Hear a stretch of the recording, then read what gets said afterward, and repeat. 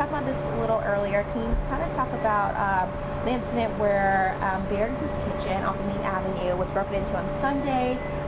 Called the police. Police weren't able to get out.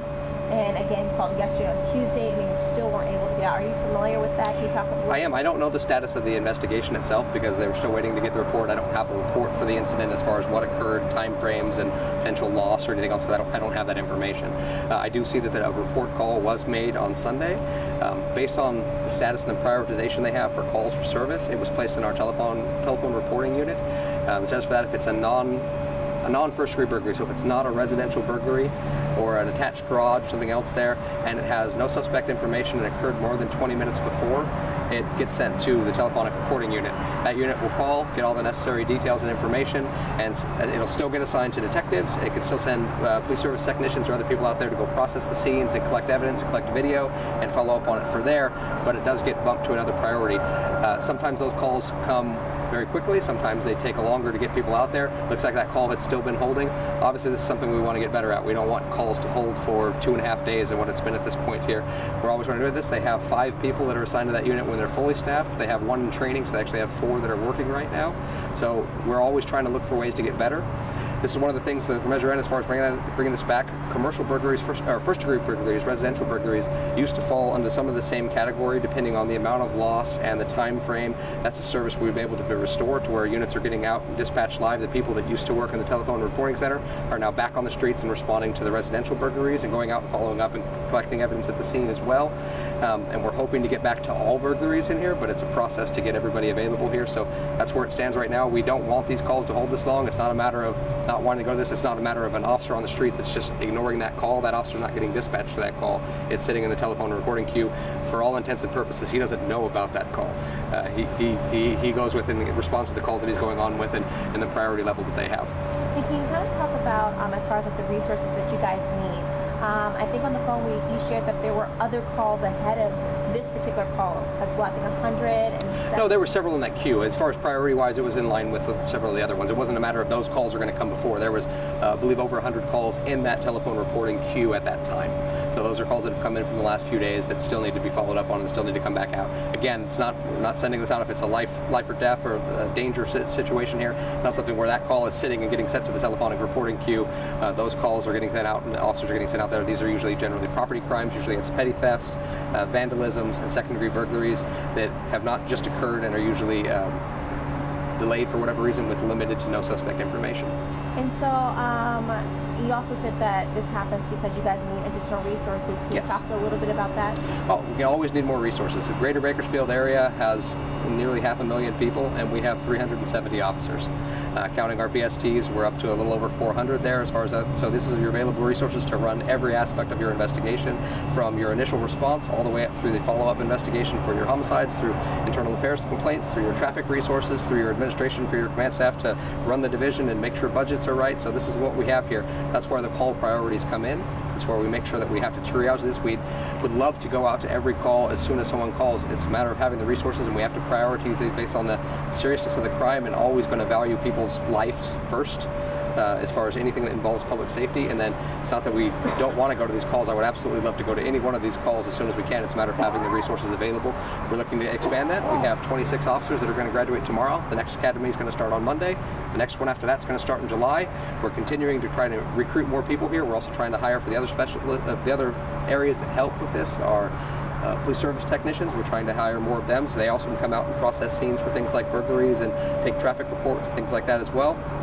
The call taker position to help free up some more resources in the comm center so we can get to these calls quicker and make sure that these are getting triaged appropriately and people are getting sent to the right places. The report taking specialist, which follows up on the telephonic reporting queues. These are all positions that we're looking to hire and expand to provide better service. It is a work in progress. I'm not happy as being part of this organization to know that we have calls that would hold for 3 days, 4 days of any kind of call. I would like to go to any of these right away here, but we do have to deploy the resources appropriately to, again, with human life being of paramount importance and then working our way down from there. And in this situation, on a good day, how long should a call like this take for someone to respond, and how many should be in that queue? I know it's 100, but how many? I don't know the estimation. I know that they go down. There's been times where they've been able to get other resources where we've had people on modified duty or people that are hurt, injured, things like that can come in and work on those reports. And we've had times where we've had that queue very low, where it has less than 10, 20 calls, and calls are getting handled almost immediately. There's been times where the queue's gone up to almost 200 calls. So we'd like to keep it as low as possible. As far as a consistent number or a consistent expectation, I don't know. I can tell you that they're trying to answer them as quickly as they can. And if the situation ever changes, if there is something where there is definitely something where the suspects are there, or there's something like that, don't wait for that other response call. If you're unsure of what they're saying when the dispatchers tell you, hey, you're going to be contacted by police, follow up with that question. Ask, am I expecting an officer to show up at my house? Am I expecting a police service technician to show up at my business or my home? Or am I expecting a call? Ask the dispatcher before that phone call is done, so that way you know exactly what to expect from the response going forward, so there's not that miscommunication. And this is something that's going to be addressed with their supervisors on this end as well, to make sure that everybody's on the same page as this. And in this situation, we were told Barrington did call yesterday saying that he saw the suspects literally just a couple yards away, and they said, well, we're going to call you back. We're going to get back to you. So in that situation, does that change at all? Or again, I think they're going off of, they don't have a report, because the report hadn't been taken yet there. He was saying he saw people that saw, that what showed him there is people that appeared to be the same suspects there. That's not necessarily airtight evidence that we call up in there. Obviously, this is all things that we would, again, like to follow up on all of these there. I don't know the dispatch of I don't know the full context of what took place in that conversation. I haven't listened to the recording between Mr. Barrington and the call taker that took his call there, so I don't know all that conversation there. But again, they were going off of the report had been at least called for and was waiting in the queue to be taken. And so obviously, like you said, like you guys wouldn't want for this situation, like for people to wait almost 2 days. And do you think this is because you guys don't have those resources? Is that you can see, like people can see situations like this happening again until you guys get better resources? No, absolutely. I mean, we're always looking to make sure we're going to act as efficiently as possible. We're always looking to get better at our process here, but it is a resource thing here. We don't have officers that are just sitting around somewhere, not going to any calls, not handling anything, not doing anything, while these calls are just waiting.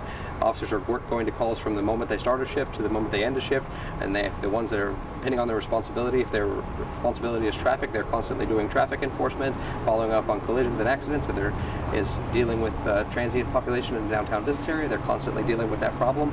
If there's responding to calls for service, they're constantly dealing with that. There is not a lot of downtime in there, and they're tending to go call to call in every area throughout our building. Our investigations units are the same way. And last question for me. Is it possible that if there's a delay as far as you guys are able to get out there, that there could be evidence that could be lost as far as fingerprints, or maybe after cleaning up the crime scene? Obviously, he had to reopen his shop, so cleaned up the crime scene. Could that impact? Absolutely. We hope that we can get out there before the evidence is taken away. If there's something, especially if it's video evidence, it's something I would note as quickly as possible. Hey, we have this, especially if it's only kept for a limited amount of time. If there's a way they can copy it or they can make this preserved. As far as reopening the shop, I know I would like to be out there definitely processing the scene. Getting fingerprints there is a lot easier to do. If there's a specific item, a specific container, a specific thing where you know that the suspect has touched or manipulated this, and it's something that you can set aside without manipulating that's something we can get to process there. Please help us out with that. We absolutely want to get every piece of evidence we can, but at the same point in time, we do understand it's not realistic to leave a business completely untouched or a residence completely untouched while you wait for police response, and especially if it's going to be something that takes a long time to get out to a commercial burglary. Okay. No, is there anything you want to ask? No, I think you answered everything. Okay. Anything else you want to answer, or that I might have forgotten? No, I think another one that we've also done to try to impact that specific area, that's also one of the areas where we have the Trans-West patrols. They're going in there. They actually work in that corridor there. Again, these are security officers here, but they do hopefully provide an additional presence. We have noticed from the overall pilot program, I ran the numbers because another agency was working on the same thing. The 90 days before to the 90 days afterwards, there was a reduction in the number of kind of incidents. One of the ones that were being collected, it was a mixture of loitering and vandalism calls, as well as all varieties of thefts, commercial burglaries, and robberies. There had been a reduction. That is one of the areas where they do have patrols and things in that area, so hopefully we'll make somewhat of an impact, and they're trying to work on extending that program. Again, not trying to sit idly, we're trying to make sure we find whatever resources we can to help with these problems. Okay. Do you mind if we get a 2-shot?